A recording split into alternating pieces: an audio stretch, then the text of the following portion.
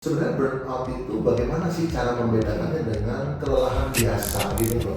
Stres itu dia akan overreaktif, jadi dia akan berespon, akan menanggapi seperti itu, mungkin akan melakukan aktivitas-aktivitas penyesuaian diri, kemudian Kalau di Jepang itu saya sering lihat ya, maksudnya di sosial media dan terus istri pernah tinggal di sana.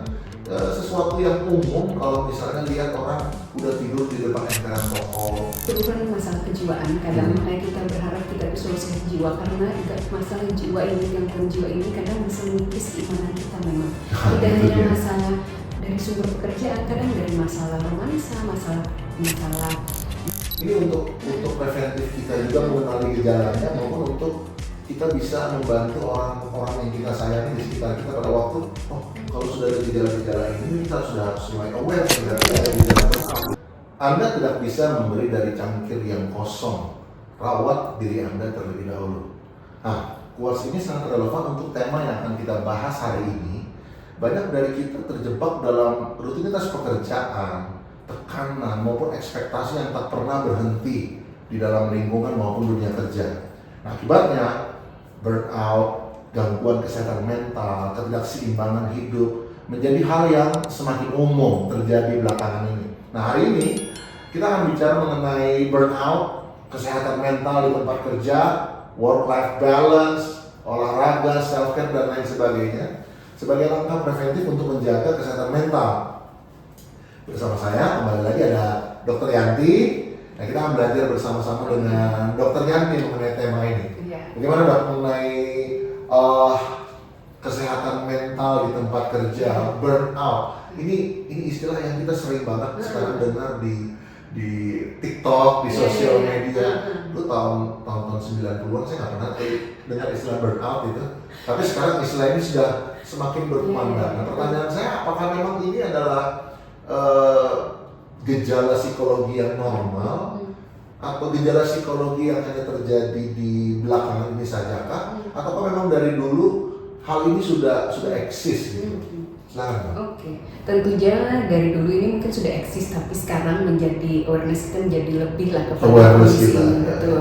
Apalagi sekarang untuk ini sesuai banget dengan tema kesehatan jiwa sedunia tahun ini nih, yaitu kesehatan jiwa di tempat kerja. Kesehatan jiwa di tempat kerja. Ya, kesehatan mental di tempat kerja. Jadi memang ada 3 pokok sih yang menjadi ini prioritas saat ini: kesehatan anak dan remaja, pencegahan bunuh diri itu tahun lalu temanya. Betul. Kemudian tahun ini kesehatan pencegahan bunuh diri seperti yang kemarin kita pertama kali ketemu. Data yang saya dapat di Indonesia saja ada sekitar 1.800 kasus bunuh diri. Atau kalau dirata-ratakan ada sekitar 5 orang Indonesia setiap harinya itu bunuh diri. Usianya tuh sangat bikin hati kita sedih karena dari usia 10 sampai 39 tahun rentang usia yang produktif, punya masa depan yang masih sangat panjang dan cerah gitu loh Dok. Iya, betul. Dan ini kesehatan mental di tempat kerja, karena 60% dari penduduk global di dunia ini adalah pekerja statusnya, sehingga itu penting untuk diperhatikan.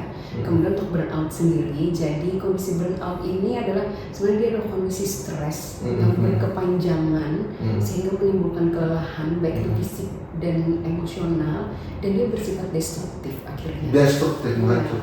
Jadi sebenarnya sendiri Dok, yang saya mau tanyakan adalah sebenarnya burnout itu bagaimana sih cara membedakannya dengan kelelahan biasa gitu loh? Karena belakangan ini orang kerja sedikit bisa jadi dibilang burnout gitu. Ada tugas sedikit dari kantor, burnout gitu. Walaupun saya tidak menganggap remeh juga, terkadang ada juga memang fenomena terjadi overload pekerjaan. Seperti di Jepang, contohnya kan sampai orang yang, saya lupa istilah Jepangnya itu apa, nanti mungkin akan ada teksnya di sini, yang orang kelelahan bekerja sampai akhirnya meninggal karena kelelahan bekerja. Saya lupa istilahnya, nanti saya akan cari. Dan kalau di Jepang itu saya sering lihat ya, maksudnya di sosial media dan kebetulan istri pernah tinggal di sana. Sesuatu yang umum kalau misalnya lihat orang udah tidur di depan emperan toko, sudah nggak kuat lagi pulang ke rumah ketiduran di stasiun rel kereta api, karena daripada mereka pulang lagi mereka harus balik. Belum lagi karena tuntutan pekerjaan di sana, orang yang jabatannya lebih rendah itu selesai jam kerja harus nemenin bosnya minum-minum dulu, nggak boleh langsung pulang. Istri saya bilang kalau misalnya pulang cepat itu istrinya khawatir. Kalau misalnya kenapa kamu pulang? Karena dulu katanya kalau di Jepang itu kalau kamu pulang kerjanya cepat itu berarti karirnya berbahaya sekali. Tapi sekarang ada terobosan yang menarik sekali di Jepang, mungkin sejalan dengan apa yang tadi dokter sampaikan. Ini menarik untuk kita bahas juga. Sekarang di Jepang justru menerapkan jam 5 sore karyawan harus pulang. Justru sebaliknya, kalau dulu siapa yang pulang dulu walaupun jam kantor sudah berakhir, yang pulang duluan tuh malu, ada rasa bersalah dan di-note sama atasannya. Kalau sekarang sebaliknya, kalau nggak pulang tepat waktu malah justru di-note. Itu aturan baru untuk mencegah yang mungkin burnout, tingkat bunuh diri yang tinggi di Jepang dan angka kelahiran yang turun karena tingkat stres yang tinggi, orang sudah malas berhubungan seks dan lain sebagainya. Oke, menurut dokter itu bagaimana? Ya, untuk burnout sendiri ya, membedakan dengan kelelahan biasa. Stres yang biasa. Jadi burnout ini dia itu dampaknya, anggap nih yang di stres ya. Kalau di stres itu dia reaksinya overreaktif biasanya. Kemudian dia di stres kebalikan dari eustress ya. Ya betul. Jadi sebenarnya stres itu perlu ya, memang untuk buat kita berkembang. Jadi stres yang baik eustress, betul. Ini yang kita bicara di stres nih versus burnout ya. Jadi memang awalnya dia di stres yang berkepanjangan sih, tapi kapan dia menjadi burnout, perbedaannya adalah kalau masih di stres nih, stres itu dia akan overreaktif, jadi dia akan berespon, akan menanggapi seperti itu, mungkin akan melakukan aktivitas-aktivitas penyesuaian diri, kemudian kalaupun ada dampaknya kadang keluhan fisik yang lebih dirasakan, jadinya jantung berdebar-debar, rasa keringat dingin seperti itu. Nah ini sih di stres tadi. Berbeda dengan si burnout ini ada 3 dimensinya. Yang pertama dia adalah rasa kelelahan yang sangat seperti itu. Jadi dimensi yang pertama adalah rasa kelelahan yang atau rasa kelelahan yang hebat. Ya. Ini fisik atau mental? Semuanya. Jadi secara fisikly mungkin dia menjadi mudah sakit kah, ada keluhan fisik, kemudian secara mental merasa bosan, bunuh diri, mau bergaul.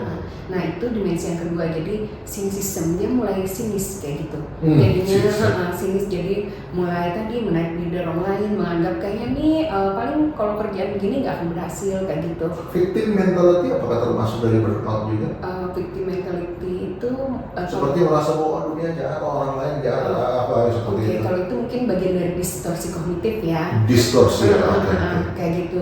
Nah terus yang ketiga adalah dia itu pencapaian dirinya menjadi semakin rendah kayak gitu. Jadi kadang karena adanya burnout ini kalau si tadi kan aktif ya, kalau ini dia lebih pada menarik diri, merasa pesimis, kemudian pencapaian diri pun kurang, kemudian dampaknya lebih kepada mental emosional, kadang membuat perasaan tidak layak bekerja, tidak layak prestasi, tidak layak kehidupan kayak gitu. Jadi efektivitas semuanya jadi menurun. Betul. Itulah burnout.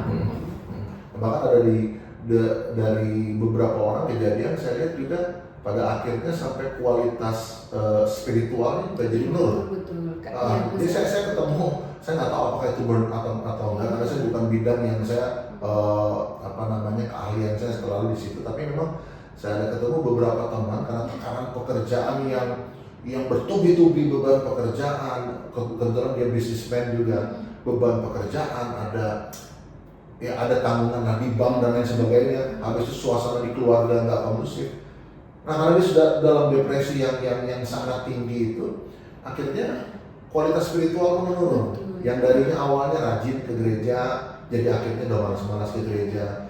Bahkan sampai ada yang memang sudah nggak mau tahu lagi dengan hal yang spiritual, walaupun awalnya dia adalah orang yang religius gitu. Nggak ada gunanya lagi saya berdoa, Tuhan juga nggak dengar doa saya. Itu bagian dari burnout juga dok ya? Kadang itu adalah bagian dari keseluruhan masalah kejiwaan. Kadang makanya kita berharap kita itu solusi jiwa, karena masalah jiwa ini, gangguan jiwa ini kadang bisa mengikis keimanan kita memang. Tidak hanya masalah dari sumber pekerjaan, kadang dari masalah romansa, masalah ya mungkin ekonomi dan segala macam. Kadang ada sedikit banyak ya pada sebagian orang, meskipun tidak overgeneralize, kadang ketika dia semakin menurun, kadang berimbas kepada keyakinan spiritual. Contohnya tadi, kenapa aku rasa sudah melakukan kebaikan kok aku ditimpa masalah. Semua kewajiban agama sudah aku lakuin, tapi kenapa kehidupanku tidak jadi lebih baik? Sampai akhirnya datang kepada satu kesimpulan, dan dia aja berdoa. Nggak ada gunanya doa atau enggak, hidupku ya begini-begini aja. Jadi saya prihatin sekali dengan seperti itu. Masalah gangguan jiwa ini kadang dia mengikis keimanan kita. Betul, karena buat saya pribadi hal spiritual, hal itu adalah motor penggerak paling utama menurut saya. Itu adalah bumper kita dari kegagalan paling jauh dan Betul. pendorong kita untuk Betul. maju. Betul, seperti misalnya contoh setiap pagi saya usahakan ada quiet time untuk saya berdoa diam, nggak ketemu siapapun, hanya saya dengan misalnya Alkitab, saya berdoa, dan itu menjaga saya untuk bisa tetap waras dong. Itu bagian dari self care, mungkin nanti akan kita bahas ya. Iya betul, kebutuhan spiritual. Nanti kita akan bahas itu. Nah ini yang saya mau tanya dengan dokter, apa saja tanda-tanda awal yang menunjukkan seseorang sedang mengalami burnout gitu. Jadi kita ini untuk preventif kita juga mengenali gejalanya maupun untuk kita bisa membantu orang-orang yang kita sayangi di sekitar kita pada waktu kalau sudah ada gejala-gejala ini kita sudah harus mulai aware nih, berarti ada gejala burnout di situ. Di sini ada penurunan baik kreasi, relasi ataupun rekreasi ibaratnya. Jadi kreasi produksi kita tuh semakin menurun, berbeda dengan kalau stres mungkin kita masih ada energi untuk menunjukkan kita. Kalau burnout dia sudah tadi karena pesimis, sinis dan pencapaian diri yang kurang, ini hasrat untuk berkembang kurang karena rasa lelahnya itu, jadi kreasi produksinya sudah berkurang seperti itu. Kemudian relasi mulai menarik diri kayak gitu, sampai mungkin kebutuhan untuk rekreasi, untuk bersenang-senang akhirnya menurun. Nah pertanyaan saya dok, burnout itu terjadi untuk kurun waktu yang cukup panjang kah atau pendek? Maksudnya begini, kadang kan kalau kita ada kerja seharian, dokter kan juga kerjanya setiap hari ketemu orang. Saya juga di bidang jasa setiap hari ketemu orang, bisa 50 orang dalam sehari. Untuk saya orang yang, ini bukan self diagnosis, saya mengikuti tesnya. Saya sebenarnya orang yang introvert sebenarnya. Kalau saya bisa berinteraksi dan lain sebagainya itu perlu effort yang tinggi. Nah, kalau istri saya kebalikannya ekstrovert, dia suka ketemu orang. Saya kurang suka. Nah, ini pertanyaan saya. Kadang kan kalau kita sudah kerja seharian, udah keluarin semua, kita punya the best version of me lah untuk berinteraksi. Nanti di jam tertentu kita udah malas ketemu orang. Apakah itu masuk kategori burnout atau sekedar hanya perlu self care untuk me time supaya bisa balik lagi ke kondisi optimalnya kita gitu? Oke, kalau burnout ini jadinya dia itu akan terjadi secara menetap. Dia akumulasi ya. Artinya kan kelelahan, distress yang terakumulasi, nggak pernah terurai. Iya betul. Jadi kalau sehari tapi kita masih bisa balik lagi, mungkin kita malamnya istirahat, melakukan hal yang menyenangkan, kemudian tadi tidak ada penurunan produktivitas, kita masih engage dengan kerja kita, itu burnout. Kalau burnout ini dia akan menetap seperti itu dan semakin menarik. Kenapa saya tanyakan itu? Karena kadang saya dan teman-teman pun bisa salah mengartikan burnout gitu. Capek dalam soalnya gue burnout banget nih. Saya burnout banget nih. Tapi kan dari penjelasan dokter jelas bahwa burnout ini adalah satu situasi yang terakumulasi selama beberapa waktu. Stres, distress, depresi, nggak terurai, nggak punya waktu untuk self care, berdoa dan lain sebagainya. Akhirnya ini jadi burnout. Jadi kan ini terjadi bukan dalam sehari tapi dalam kurun waktu yang periode waktu yang cukup panjang gitu ya. Betul.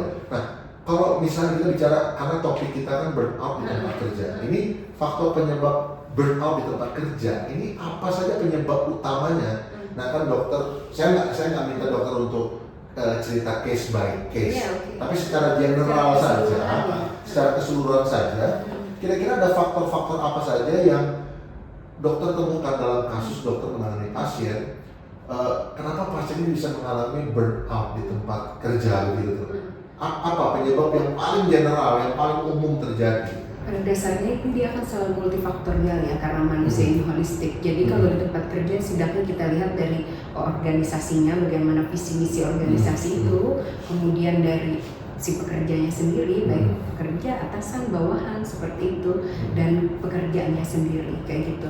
Jadi tetap holistik. Jadi misalnya kalau dari visi misi organisasi ini, apakah dia ada kesempatan untuk berkembang di situ, kemudian dia budaya kerja yang kolaboratif kah, kemudian lagi mungkin ada sistemnya untuk maintenance kesehatan jiwa dari pekerjanya, ada preventifnya, ada promotifnya, dan support kalau misalnya ada masalah kejiwaan kayak gitu. Nah ini adakah mungkin jam istirahat, jam untuk melakukan untuk beribadah atau kesempatan-kesempatan seperti itu. Kemudian dari pekerjanya baik atasan atau bawahan sih mungkin punya beban masing-masing ya. Nah akhirnya misalnya yang paling mudah tuh yang paling banyak, apakah dia sesuai tidak kompetensinya nih dengan pekerjaannya? Nah itu dia, betul. Kadang kan kita yang mungkin karena strukturan zaman atau apa, kadang kita bekerja tidak terlalu sesuai lah mungkin yang pada sebagian orang dengan latar belakang pendidikan itu kadang kalau misalnya tidak ada pengembangan diri, kita akhirnya merasa kebingungan, atau memang mungkin pekerjaan oke aja kayak gitu, memang kompetensi kita tapi dia terlalu overload kayak gitu, atau mungkin cara kita menyikapi pekerjaan itu kita menganggap itu tuntutannya besar seperti itu, kita tidak bisa membuat batasnya. Overthinking kan melihat kerjaannya. Kayak gitu. Atau mungkin si pekerja ini juga misalnya dia ada penyakit fisik yang membuat dia berkurang kemampuannya, kan juga bisa. Atau ada faktor luar, misalnya masalah keluarga, masalah ekonomi yang kemudian kan mempengaruhi pekerjaan. Yang paling umum dok, maksudnya yang paling sering dokter temukan misalnya nangani pasien dia mengalami burnout di tempat kerja, di luar dari case-case yang lain ya, tapi yang kasusnya berkaitan dengan pekerjaan itu biasanya apa nih? Atau saya lebih perkecil lagi skalanya, levelnya dia adalah mungkin karyawan atau bawahan atau ada orang yang di atasnya. Nah yang bersangkutan itu bisa mengalami burnout itu biasanya hal yang paling umum terjadi apakah bosnya terlalu galak, atasannya terlalu keras, atau mungkin bosnya terlalu demanding, atau seperti apa? Biasanya mengeluh pekerjaan itu terlalu overload seperti itu sehingga dia merasa kewalahan, pada umumnya seperti itu, merasa dituntut untuk, sekarang kan banyak tuntutan nih mulai dari memahami IT kayak gitu. Itu sih kadang tuh membuat seseorang menjadi kurang sanggup untuk mengikuti dengan beban kerjanya itu. Persaingan tidak sehat dengan sesama teman kerja yang memperebutkan atau misalnya berusaha untuk achieve posisi tertentu, itu ada juga kasus seperti itu? Itu bisa, tapi tidak sebanyak yang tadi, dengan beban kerja dan harus mengikuti perubahan-perubahan yang cepat dan tuntutan-tuntutan yang harus diikuti. Iya, karena memang zaman sekarang kan bergulir semakin cepat dan kan. Perubahan regulasi-regulasi baik untuk misalnya untuk ASNK, untuk pegawai perusahaan banyak regulasi baru, kemudian digital culture yang membutuhkan digital skill. Betul, ini yang saya tanya, apakah peran teknologi apakah peran teknologi dan budaya selalu online turut berkontribusi untuk burnout? Ya, dia sebenarnya ya digital culture ini plus minus ya sebenarnya. Ya, dokter pernah nggak, sebelum dokter lanjut ini, dokter pernah nggak nonton di Netflix satu show dokumenter itu judulnya Social Dilemma? Pernah nonton itu? Aku belum. Nah itu bagus banget, ini dia bahas soal zaman sekarang itu bukan kekurangan informasi, tapi karena banjir informasi justru akhirnya bikin kita jadinya bingung, stres, bahkan bisa burnout tidak? Iya betul, karena makanya kan kita perlu sebenarnya etika digital itu kan juga kita perlu menyaring digital safety, literasi digital tuh. Jadi kadang kemajuan digital tidak disertai dengan literasi digital pada per individu, pada sebuah institusi kayak gitu, sehingga tuntutan misalnya laporan itu harus dibuat dalam bentuk apa, di dalam program dalam aplikasi apa, software apa gitu ya. Sementara mungkin sarana prasarananya belum, dari perusahaan atau instansi itu belum siap kayak gitu. Jadi misalnya jaringan yang lemot kah kayak gitu kan ya, mengganggu, atau programnya tidak user friendly kah kayak gitu. Terus lagi mungkin yang mengaplikasikan juga kadang kan umur berbeda-beda banyak ya. Kadang ketika mungkin agak sulit untuk memahami kayak gitu, sebelumnya kan tidak biasa ketik-ketik kayak gitu, sekarang harus mulai mengetik itu sih. Tapi sekarang menarik ya, karena posisi saya sekarang juga sebagai business owner juga. Nah, kalau dari apa yang kita bahas kan ini satu sisi dari bawahan ke atasan kan. Tapi juga sebenarnya atasan juga sering mungkin bisa burn out juga karena karyawan kita. Karena kalau di zaman sekarang dok, ya misalnya kayak saya contoh Bukalapak ya, saya Bukalapak. Tadi soalnya dokter udah singgung, ini menarik ini gitu kan. Dokter bilang bisa jadi karena pekerjaan nggak sesuai kompetensi. Tapi sebenarnya kan bukan salah dari perusahaan juga. Kita buka loker, sudah jelas. Ya, buka loker jelas. Oh kita cari ini. Orang kadang apply aja gitu. Posisi itu. Misalnya contoh nih, saya pernah buka loker untuk mencari fisioterapi untuk on board di AGP Group. Karena kan kita ada beberapa outlet yang kita senang kalau di setiap outlet itu ada fisioterapi yang in-house begitu. Nah, itu yang isi lokernya, pas saya baca, lulusan SMA, nggak pernah sekolah, nggak pernah belajar fisioterapi, tapi dia apply aja mungkin. Makanya, waktu saya baca itu, apakah fisioterapi itu dipikir pijet-pijet orang aja kah atau bagaimana? Jadi kadang memang dari yang bersangkutan itu pada waktu apply juga kadang ya itu tadi. Makanya sekarang kami bikin sistem memang pada waktu orang apply lamaran sebaiknya lihat dulu latar belakang pendidikan. Kalau misalnya kadang-kadang latar belakang pendidikannya juga tidak relate dengan pekerjaan yang dia mau apply, setidaknya lihat pengalamannya. Karena kan banyak juga kayak istri, kayak saya, kita punya latar belakang pendidikan sebenarnya nggak relate dengan bisnis yang kita jalani sekarang, tapi ternyata bisa bagus. Kemampuan kan, betul, seperti itu. Ya karena memang tuntutan saat ini ya kadang masalah ekonomi, sehingga setiap orang ketika melihat sebuah peluang tidak berpikir ya tidak ada salahnya untuk mencoba seperti itu. Namun ya akhirnya kembali ke kita sebagai misalnya atasan atau owner, kita mau seperti apa? Apakah memberi kesempatan karena kita anggap dia mampu berkembang dan risiko nih mungkin akan ada kesulitan, dia tidak terlalu memahami, atau kita tetap pada yang kita butuhkan sesuai kompetensi tergantung risk and benefit yang kita butuhkan. Biasanya sih kalau saya pribadi saya lihat pengalamannya. Jadi walaupun latar belakang pendidikannya sekarang ini tidak terlalu relate, tapi kalau dia punya pengalaman di bidang yang saya lihat kurang lebih aja dengan apa yang kami butuhkan, biasanya saya kasih kesempatan. Dengan tim saya selalu bilang bahwa setiap kalian yang gabung di Agape itu kita kasih room for error. Untuk periode waktu tertentu kamu belajar lakukan kesalahan, silahkan. Justru kalau kamu nggak ngelakuin kesalahan apa-apa, saya khawatir kamu nggak belajar apa-apa. Bisa jadi kamu pasif. Tapi ingat, saya nggak mau setelah 3 bulan kamu masih melakukan kesalahan yang sama. At least kalau mau melakukan kesalahan lagi, lakukan kesalahan yang baru, be kreatif gitu.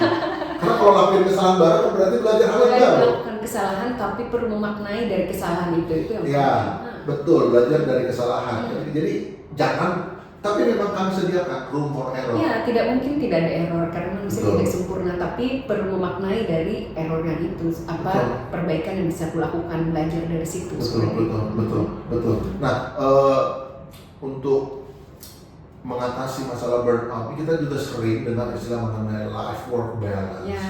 Sedikit-sedikit healing, kan gitu kita healing tipis-tipis. Tapi ini kita perlu memahami juga bersama. Karena kan itu juga terikat dengan pekerjaan, nggak bisa dengan alasan burnout sedikit. Bos, saya perlu healing karena saya sudah burnout. Nah ini yang saya mungkin ingin dokter lebih menjelaskan seperti apa sih pentingnya work-life balance dan bagaimana menemukan sweet spotnya, keseimbangan antara bekerja tapi juga jangan sampai burnout, sehingga secara kita sebagai makhluk psikologi dan makhluk spiritual masih tetap bisa berfungsi secara optimal gitu. Jadi work-life balance itu sendiri adalah sebuah keseimbangan sebenarnya. Kita butuh seimbang ya antara kehidupan pekerjaan dan kehidupan pribadi kita, sehingga dia bisa saling bersinergi. Jadi ketika pekerjaan bisa membuat kita mencapai versi terbaik kita, kemudian diri kita sendiri yang bagus ya, yang mampu melakukan self care nih, akhirnya bisa mendorong pekerjaan kita optimal. Sebenarnya itu. Self care kira-kira dari pengalaman dokter sendiri nih, hal-hal yang bisa kita lakukan yang sehat untuk mencegah burnout ini, ya katakanlah self care dan sebagai langkah preventif itu dia contohnya seperti apa? Atau mungkin biasanya tips apa nih yang dokter kasih ke pasiennya untuk kamu udah burnout loh ini kok kamu bisa lakuin ini sebagai langkah preventif atau langkah membantu kamu untuk heal, untuk sembuh. Aktivitas self care-nya seperti ini. Jadi mungkin untuk work-life balance sendiri dulu ya. Jadi self care sebenarnya menentukan prioritas itu penting dan batasan yang jelas. Contohnya, jadi prioritas nih tergantung, kita perlu fleksibel kan menjadi seseorang itu. Kadang yang memang prioritas kita ada pekerjaan karena deadline segala macam, sehingga di satu sisi kita sebagai pekerja ya harus memaknai makna pekerjaan kita membutuhkan pekerjaan untuk apa sih? Kalau masih ada hal positif yang kita butuhkan dari pekerjaan ini, berarti kita akan melakukan yang terbaik seperti itu kan ya. Nah itu dulu, jadi tentukan prioritas. Kadang kita prioritaskan keluarga, kadang pekerjaan itu dulu ketika dia banyak nih. Terus lagi yang kedua tadi itu adalah support system sih juga penting ya. Nah itu, terus baru kita juga ada self care tadi, sama batasan yang jelas tadi. Nah batasan jelasnya misalnya kata mentor Harry misalnya, ini sudah jam pulang, kemudian kita harus menemani, diajak makan, kita perlu membutuhkan batasan jelas kayak gitu. Kalau itu adalah jam pulang kayak gitu. Saya ada satu atlet lari itu hype banget, dia punya video belakangan di Instagram dari Kenya atau apa, dia bilang langkah self care untuk kesehatan mental jangka panjang ada 3 katanya. Hal yang pertama yang dia sampaikan apa kira-kira? Dia bilang belajar untuk mengatakan tidak. Betul, membuat batasan yang jelas, betul. Baik kepada situasi, permintaan ataupun orang-orang toksik itu. Kita perlu membatasi nih orang-orang yang membuat. Kalau orang toksik mungkin lebih gampang untuk kita membatasi, tapi kalau orang-orang yang dekatnya, karena kita Indonesia ini kan mengenal istilah budaya sultan. Misalnya contoh kita udah capek sebenarnya, udah capek secara fisik dan mental, tapi kita juga orang yang sulit sekali untuk bilang tidak, selalu yes man, selalu iya. Habis kerja selesai, teman ajak nongkrong karena nggak enak, iya. Habis itu teman minta kita ngelakuin apa, selalu iya. Karena budaya selalu iya ini saya pikir berkontribusi cukup besar juga sehingga seseorang bisa menjadi burnout. Sehingga mungkin kita harus belajar dan berkompromi. Jadi misalnya seperti ini, saya sudah saatnya pulang karena saat ini keluarga saya membutuhkan saya. Saat ini saya tidak bisa membantumu, tapi kira-kira kapan saya bisa membantumu dengan cara apa yang baik? Harus belajar dari orang bule. Orang bule, kebetulan kan kakak saya tinggal di Australia, kamu biar teman baik, kalau misalnya kamu datang di luar janji, tiba-tiba kamu nongol di depan pintu rumahnya, nggak disuruh masuk loh. Ada beberapa begitu, ada perlu apa ngomong, udah habis itu mereka tutup pintu. Dan no hard feeling, nggak ada yang tersinggung, karena memang budaya seperti itu. Walaupun kita nggak perlu se-ekstrim itu, tapi memang kita kadang nggak bisa menentukan batasan-batasan, terutama ke orang yang kita anggap di atas kita atau lebih kita hormati seperti itu dong.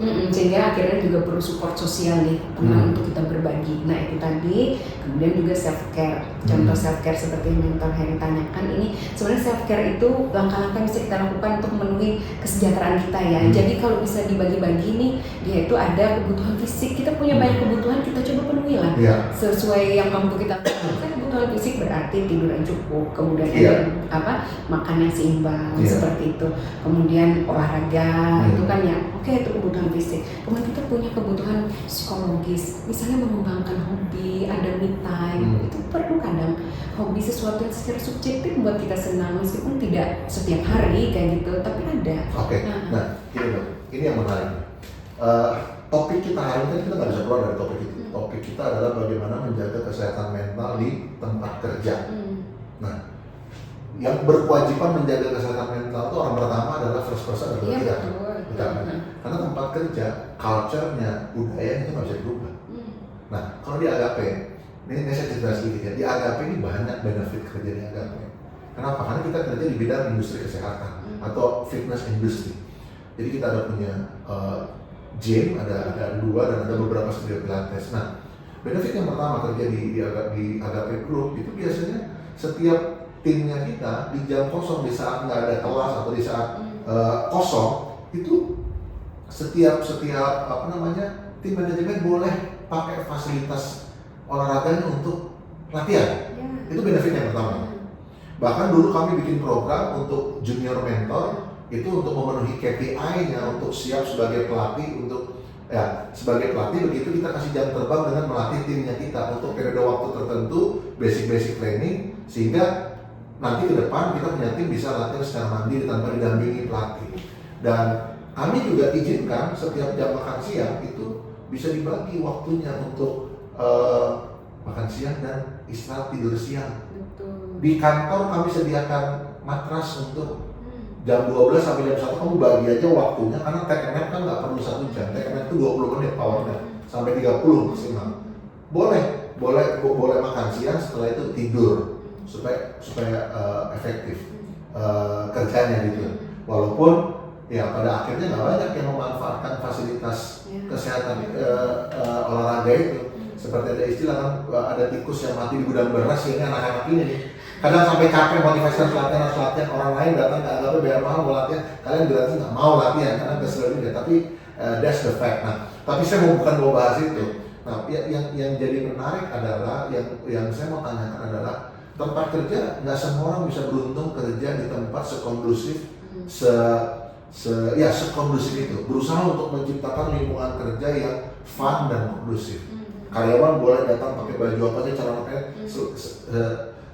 sejauh masih terlihat pantas. Boleh pakai fasilitas gymnya kita. Habis itu boleh tidur siang, pulang juga tepat waktu jam 5. Saat-saat tertentu mungkin mundur 1 jam, lembur. Nah, tapi kan semua orang loh seberuntung itu bisa kerja di tempat yang environment-nya seperti itu. Ya. Nah, bagaimana dengan teman-teman yang misalnya kerja dengan tuntutan kerjaan yang tinggi? Katakan contoh ada teman-teman yang kerja di minimarket franchise itu. Nggak peduli kalau misalnya memang shiftnya kamu kerja, even lebaran pun kamu harus masuk kerja. Nah, bagaimana? Dokter kan bilang ya harus punya self care, harus punya waktu ini dan itu. Nah, bagaimana kalau misalnya tempat kerjanya tidak memungkinkan, nggak kasih space, nggak kasih waktu untuk dia bisa melakukan hal itu gitu. Itu bagaimana caranya? Self care itu ada banyak dimensinya juga, misalnya intellectual self care. Kadang kita perlu meningkatkan pengetahuan kita tentang pekerjaan kita. Orang Indonesia malas baca. Itu udah penelitian. Indonesia tingkat literasinya paling rendah. Orang Indonesia malas baca. Ada waktu kosong mending main sosial media atau TikTok. Ya, intellectual self care, kemudian sensory self care. Kadang sesuatu yang membuat kita senang, kan kita sensori ya. Jadi mendengar musik, misalnya mungkin masih bisa kita lakukan di tempat kerja sambil kita bekerja, atau kita menaruh foto keluarga yang kita suka, atau melihat pemandangan apa kayak gitu, menaruh sesuatu, menata-nata meja kita, kan itu bisa. Kemudian spiritual self care itu penting. Itu yang paling kita penting. bisa berdoa di mana saja sebenarnya untuk, karena kita butuh keterhubungan dan sosial self care. Pada dasarnya kita makhluk sosial, kita perlu support sosial. Bangun pagi itu sholat subuh bukan lihat Instagram atau TikTok misalnya. Ya. Contohnya gitu. Kita berbicara dengan orang terdekat, atau misalnya kita harus kerja di hari Lebaran misalnya. Ya. Oke. Tapi kan kita tidak kerja sendirian, harapan ada teman kita, jadi kita coba nih saling support dengan kita merayakan Lebaran dengan teman kita kayak gitu. Ya artinya kan kalau memang tempat di mana kita bekerja memang tidak menyiapkan space yang terlalu luas untuk kita bisa melakukan self care, tugas kita lah untuk mencari celah-celah waktu, be kreatif untuk bagaimana caranya bisa menemukan waktu untuk self care. Seperti dulu istri kerja di pabrik kan, itu pabrik 24 jam itu aktivitasnya non-stop. Kasihan sekali kadang kalau misalnya istri atau timnya itu kena yang shift malam, berarti dia akan start kerja dari jam 6 sore sampai jam 6 pagi. Wah itu tantangan banget ya, waktunya orang tidur, dia harus bertahan itu tekanannya tinggi banget. Tapi memang kalau memang kreatif aja, punya waktu aja. Nah kebetulan saya cerita sedikit nih, mungkin ini kisah inspiratif dari istri saya. Jadi pada waktu saya cerita, pada waktu dia sebelum datang ke Banjarmasin tahun 2018, istri saya itu tinggal di Dubai dan punya bisnis di Dubai. Nah, dia punya bisnis di Dubai. Tiba-tiba keluarganya, karena kebetulan family business di sini, keluarganya minta, ada kamu datang ke Indonesia, handle kerjaan di Indonesia. Tapi kamu nggak perlu ke Kalimantan katanya. Nanti kamu handle dari kantor di Jakarta aja. Clickbaitnya seperti itu, datanglah dia. Nanti kamu di Jakarta tinggal, nanti kemana-mana ada sopir yang antar. Tiba-tiba waktu itu sampai di sini, orang tuanya bilang, tapi kayaknya kamu perlu belajar dulu, belajar langsung di lokasi. So kamu harus pergi ke Banjarmasin, at least 4 bulan, katanya gitu. Akhirnya pergi dia ke Banjarmasin. Bayangin dari Dubai, ini bukan Jakarta ke Banjarmasin ya. Ini dari Dubai, dari memang metropolis ke Banjarmasin, stres dia. Dan tinggal pada waktu itu di pabrik, jadi dia nggak tinggal di rumah, dia di pabrik, jadi ada mes, dia tinggal di pabrik gitu. Bayangin pabrik di daerah Basiri, di daerah Trisakti. Orang yang tinggal di Banjarmasin pasti tahu bagaimana berantakannya tempat itu. Tikus di mana-mana, tempatnya keras, aktivitas pabrik 24 jam, sebagai 95% itu laki-laki, stres dia. Resiliensi pada akhirnya. Stres akhirnya. Akhirnya pelarian dari stresnya dia mulai binge eating, makan yang nggak terkontrol dan lain sebagainya. Tapi akhirnya, nanti saya bilang, dia pada waktu itu dapat shift malam, jadi harus begadang. Ini anak nggak pada begadang, harus begadang gitu. Tapi akhirnya dia menemukan cara self care-nya dia. Kebetulan dia suka painting, suka ngelukis. Jadi nanti setelah dia selesai shift malam, dia tidur, bangun, itu katanya setiap kali dia bangun dalam perasaan yang gelisah, nggak enak, takut, ragu akan masa depan dan lain sebagainya. Nah untuk tenangkan, tone down semua pikiran itu, jelas selain berdoa, baca Alkitab, dia mulai melukis. Saya bilang, apa yang kamu dapat waktu melukis? Kalau aku bisa tuh melukis tuh. Pada waktu melukis aku bisa presence, bisa ada be present dan bisa tenang. Nanti setelah dia melukis, setelah dia berdoa, udah tuh. Nanti dia siap lagi untuk shift yang berikutnya. Ya, ketika work and life imbalance, maka kita butuh meningkatkan resiliensi di situ. Resiliensi itu bagaimana maksudnya? Resiliensi itu kemampuan kita untuk menghadapi berbagai stres, kayak ketahanan kayak gitu. Jadi ada beberapa hal, salah satunya adalah kita meningkatkan strategi kita menghadapi masalah kayak gitu. Ada dia bisa fokus kepada problem ataupun fokus kepada emosi kita. Jadi kalau fokus kepada problem itu otomatis kita harus seperti manajemen ini ya, kasus, jadinya ini problemnya apa, tetapkan tujuan, kemudian kita pilih action, kemudian do action dan monitoring dan evaluasi, kemudian kita akan diskusikan dengan orang sekitar, berarti problemnya kita coba solving. Nah kalau misalnya fokus kepada emosi, kita bisa memilih misalnya relaksasi, yoga, kayak gitu, atau mungkin tadi melukis tadi membuat kita lebih mindful, latihan, workout, kemudian kita mengalami kondisi kita, mengetahui apa yang terjadi nih dengan kondisiku, latihan napas dalam kayak gitu. Jadi kita kontrol emosi, kayak itu bisa membangun resiliensi kayak gitu. Oke dok, untuk menutup sesi diskusi kita hari ini, mungkin ada pesan yang dokter bisa sampaikan kedua sisi ya, baik para atasan-atasan nih yang punya tempat kerja atau menyediakan space atau lapangan kerja, apa yang harus dilakukan sebagai tindakan preventif untuk membuat karyawannya jangan sampai burn out, karena kalau karyawannya nggak burn out, kerjanya juga lebih efektif. Itu yang pertama. Dan apa pesan kepada teman-teman yang sekarang memang nggak bisa memilih pekerjaan di tempat lain gitu.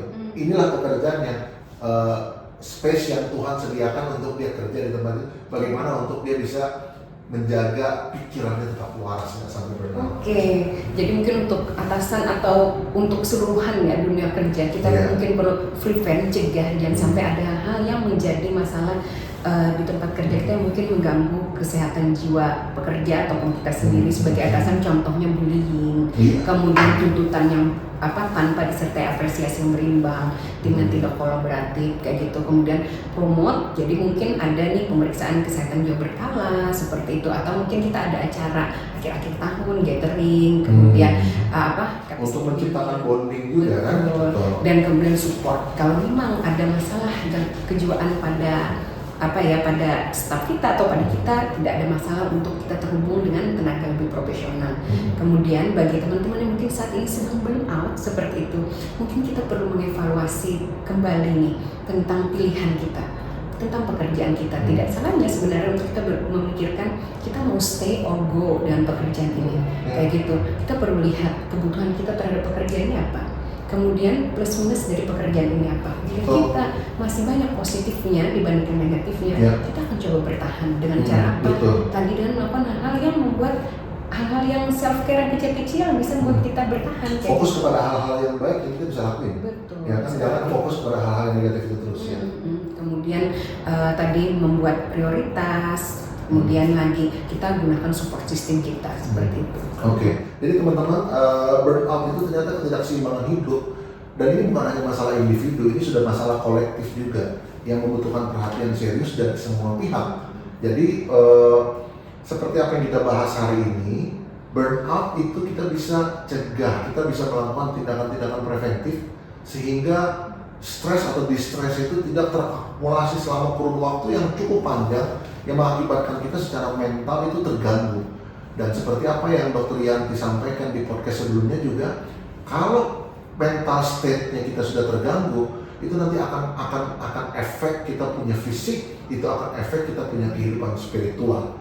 Tapi sekali lagi sebelum saya tutup hal ini, kalau teman-teman memang sudah mengalami burnout, tidak tahu jalan keluarnya seperti apa, ada baiknya untuk mencari orang yang profesional ya dok ya, untuk mengkonsultasikan hal ini. Kita bukan manusia super, meminta pertolongan itu bukan sesuatu hal yang memalukan.